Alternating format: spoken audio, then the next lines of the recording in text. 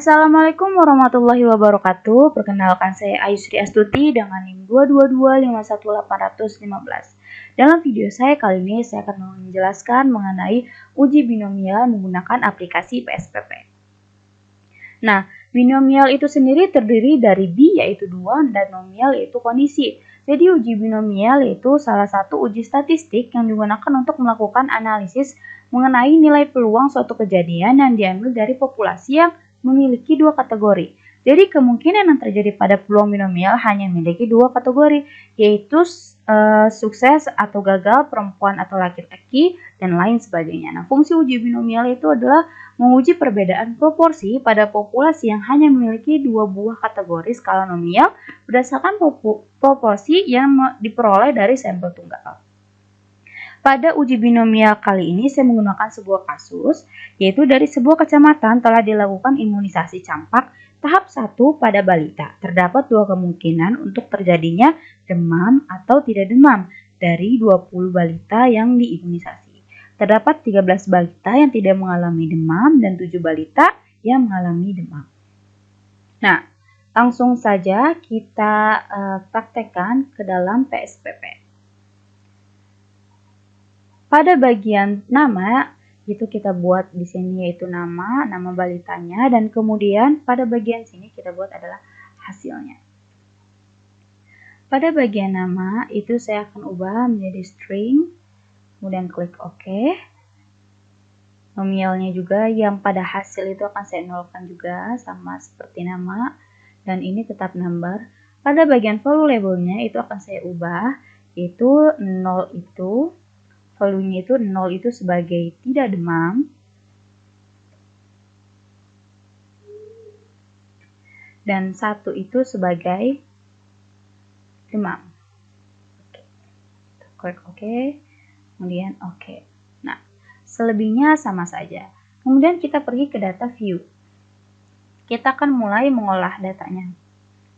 Oke. Pada bagian nama, di sini saya akan membuat namanya itu menjadi A sebanyak 20 balita. B, C, D, E, F,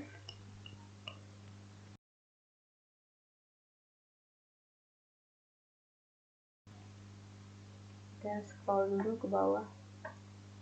C, ternyata Q-nya ketinggalan, Q, R, S, T, dan U yang terakhir. Oke, selanjutnya kita akan lihat pada bagian hasil. Di sini saya akan membuat 13 balita yaitu tidak demam dan 7 balita itu demam. Seperti yang sudah saya katakan pada awal sebelumnya.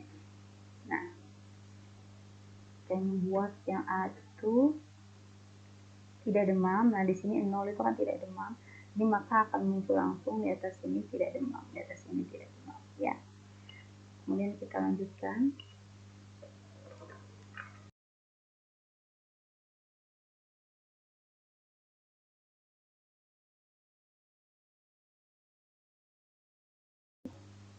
Ini sudah berapa?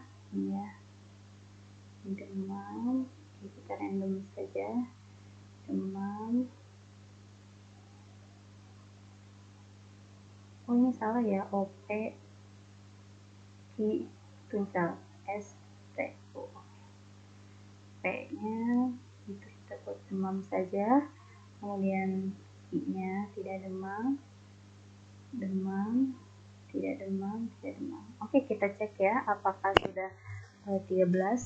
1, 2, 3, 4, 5, 6, 7, 8, 9, 10, 11, 12, 13. Oke, yang tidak demamnya sudah 13, berarti yang demamnya pasti ada 7. Setelah datanya selesai kita input, kemudian kita akan mulai menguji binomialnya. Dengan cara kita klik Analyze, kemudian kita pergi ke Non-Parametric Statistic dan klik Binomial. Nah, maka hasilnya seperti ini.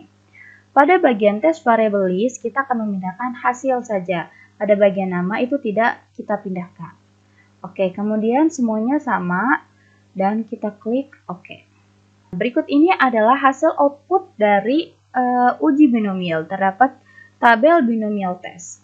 Pada bagian hasil itu dibagi menjadi dua grup, yaitu satu itu tidak demam dan grup 2 itu demam.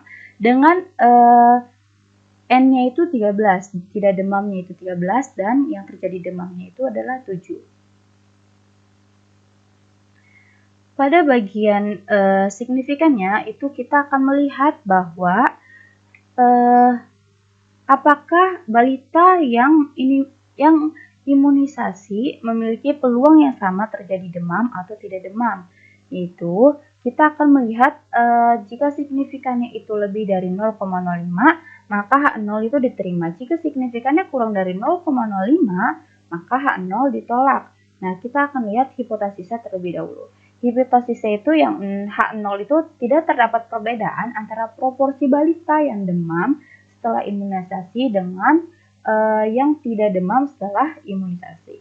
Nah, kalau H1 itu terdapat perbedaan antara proporsi balita yang demam setelah imunisasi dan balita yang tidak demam setelah imunisasi.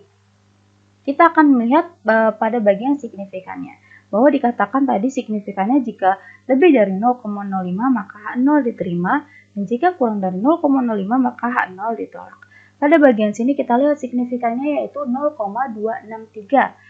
Maka signifikannya itu lebih besar dari 0,05. Maka di sini dikatakan H0 diterima. Maka kesimpulannya tidak ada perbedaan antara proporsi balita yang menderita demam setelah imunisasi dengan balita yang mengalami demam setelah imunisasi. Oke, sampai sini saja yang bisa saya sampaikan. Kurang lebihnya mohon maaf, semoga bisa membantu kalian semua. Wassalamualaikum warahmatullahi wabarakatuh.